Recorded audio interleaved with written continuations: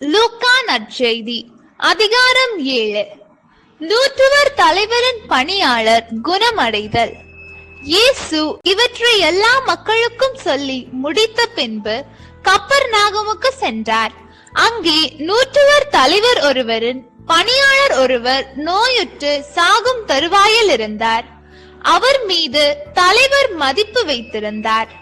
அவர் இயேசுவை பற்றி கேள்விப்பட்டு யூதரின் மூப்பர்களை அவரிடம் அனுப்பி தம் பணியாளரை காப்பாற்ற வருமாறு வேண்டினார். அவர்கள் இயேசுவிடம் வந்து, நீர் இவ்வுதவி செய்வதற்கு அவர் தகுதி உள்ளவரே, அவர் நம் மக்கள் மீது அன்புள்ளவர், எங்களுக்கு ஒரு தொழுகை கூடமும் கட்டி தந்திருக்கிறார் என்று சொல்லி அவரை ஆர்வமாய் அழைத்தார்கள். இயேசு அவர்களோடு சென்றார்.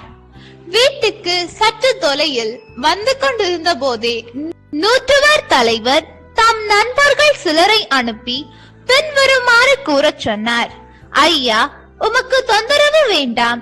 நீர் என் வீட்டிற்குள் அடியெடுத்து வைக்க நான் தகுதியற்றவன். உம்மிடம் வரவும் என்னை தகுதி உள்ளவனாக நான் கருதவில்லை. ஆனால் ஒரு வார்த்தை சொல்லும், என் ஊழியர் நலமடைவார். நான் அதிகாரத்துக்கு உட்பட்டவன். என் அதிகாரத்துக்கு உட்பட படை வீரரும் உள்ளனர். நான் ஒருவரிடம் செல்க என்றால் அவர் செல்கிறார், வேறு ஒருவரிடம் வருக என்றால் அவர் வருகிறார். என் பணியாளரை பார்த்து இதை செய்க என்றால் அவர் செய்கிறார்.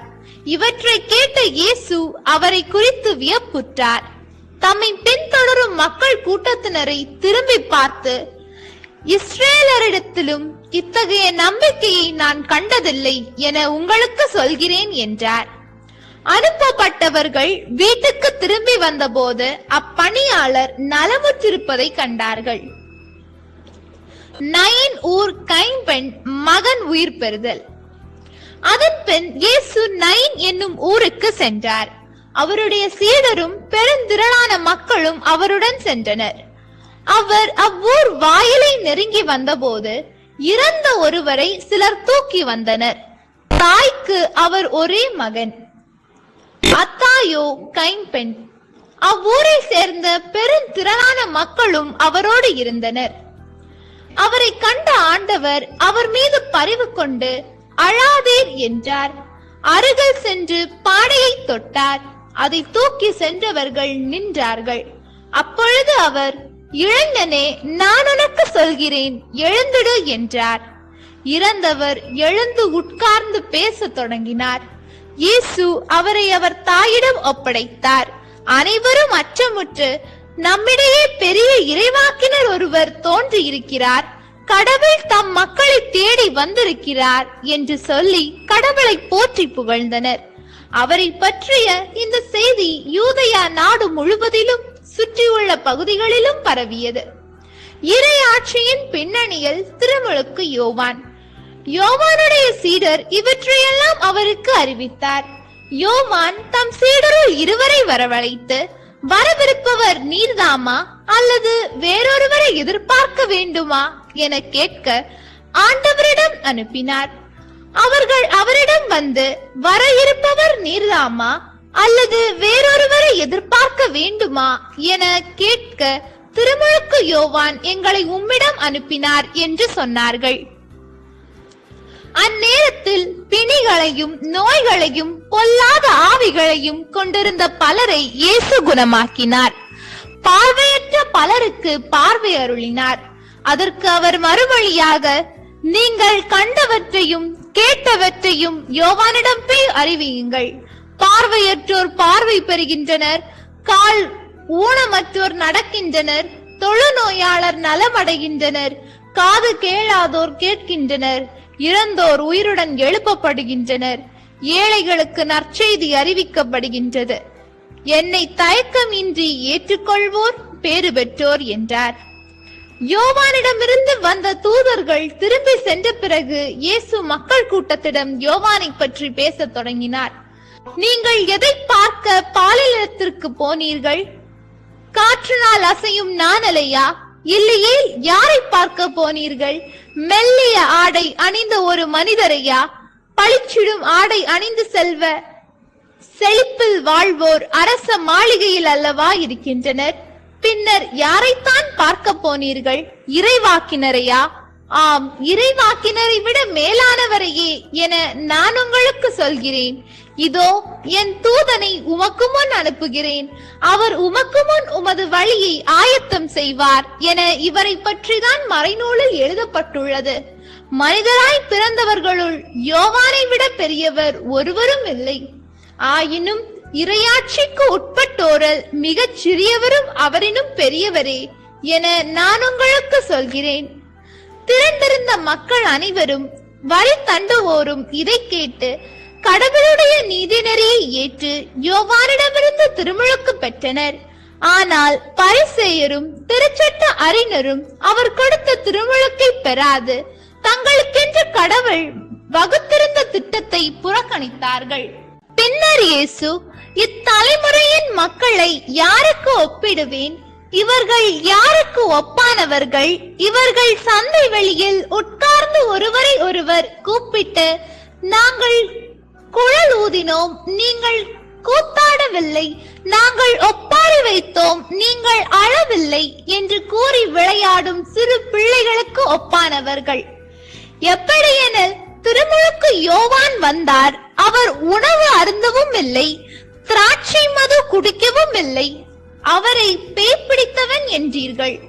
மானிட மகன் வந்துள்ளார், அவர் உண்கிறார் குடிக்கிறார், நீங்களோ இம்மனிதன் பெருந்தீனிக்காரன், குடிக்காரன், வரி தண்டுபவர்களுக்கும் பாவிகளுக்கும் நண்பன் என்கிறீர்கள். எனினும் ஞானம் மெய்யானது என்பதற்கு அதை ஏற்றுக்கொண்டோரின் செயல்களில் சான்று என்றார். பாவியான ஒரு பெண் நறுமண தைலம் பூசுதல். பரிசேயருள் ஒருவர் இயேசுவை தம்மோடு உண்பதற்கு அழைத்திருந்தார். அவரும் அந்த பரிசேயருடைய வீட்டிற்கு போய் பந்தியில் அமர்ந்தார். அந்நகரில் பாவியான பெண் ஒருவர் இருந்தார். இயேசு பரிசேயருடைய வீட்டில் உணவு அருந்த போகிறார் என்பது அவருக்கு தெரிய வந்தது.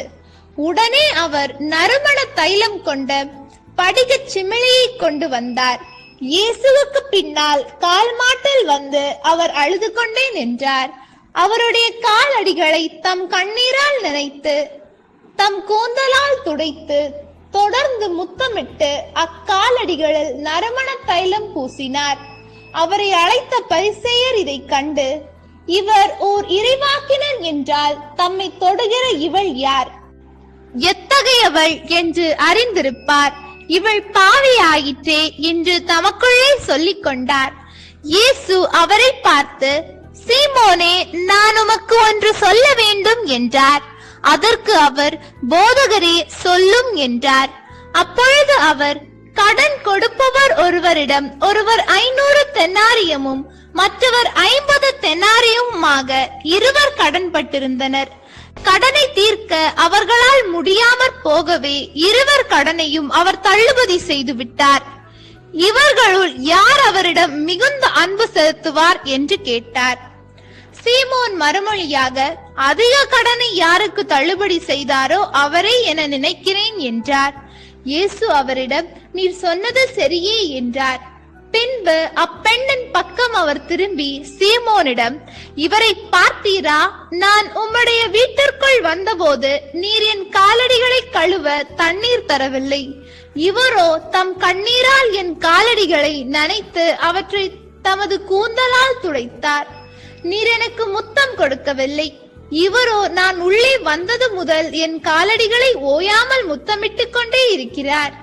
நீர் எனது தலையில் எண்ணெய் பூசவில்லை.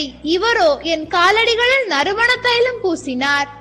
ஆகவே நான் உமக்கு சொல்கிறேன், இவர் செய்த பல பாவங்கள் மன்னிக்கப்பட்டன, ஏனெனில் இவர் மிகுதியாக அன்பு கூர்ந்தார்.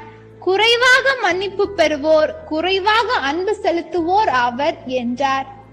பின்பு அப்பெண்ணை பார்த்து, உம் பாவங்கள் மன்னிக்கப்பட்டன என்றார். பாவங்களையும் மன்னிக்கும் இவர் யார் என்று அவரோடு பந்தியில் அமர்ந்திருந்தவர்கள் தங்களுக்குள் சொல்லிக் கொண்டார்கள். இயேசு அப்பெண்ணை நோக்கி, உமது நம்பிக்கை உம்மை மீட்டது, அமைதியுடன் செல்க என்றார். ஆண்டவரின் அருள்வாக்கு. இறைவா உமக்கு நன்றி. நம் அன்பு கடவுளின் ஆசியும் அருளும் இன்னும் பலருக்கு கிடைக்கப்பெற ஹோலி பைபிள் தமிழ் சேனலை சப்ஸ்கிரைப் செய்துவிட்டு இந்த வீடியோவை லைக் செய்யவும், மேலும் உங்கள் உறவினர் மற்றும் நண்பர்களுடன் ஷேர் செய்யவும். நன்றி.